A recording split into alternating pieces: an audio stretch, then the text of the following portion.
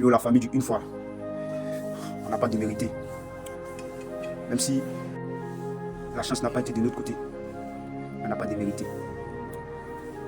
Voir déjà l'artiste sur scène, dresser au milieu de ses grosses têtes, c'est déjà suffisant pour nous. Nous, les une fois, c'est déjà suffisant. Et c'est ce qui montre que la musique ivoirienne atteint un niveau pas possible. Et c'est déjà bon. Merci aussi à ceux qui envoient des messages, des dénigrements. Merci à ceux qui insultent l'artiste. Merci à ceux qui se moquent de lui.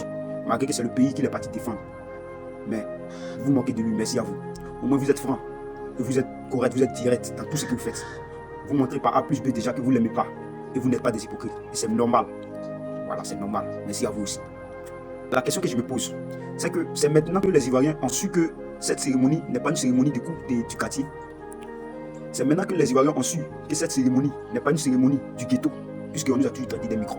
La question que je me pose, puisque quand le petit devait aller compétir, aucun influenceur, aucun artiste, aucune télé n'a publié pour parler de l'artiste. Mais aujourd'hui, il a fallu que ce petit arrive là, sur cette scène, pour rester au milieu de grosses têtes, pour que les Ivoiriens prennent conscience que le petit n'est pas allé rester dans les ghettos, mais il est parti représenter dignement le pays.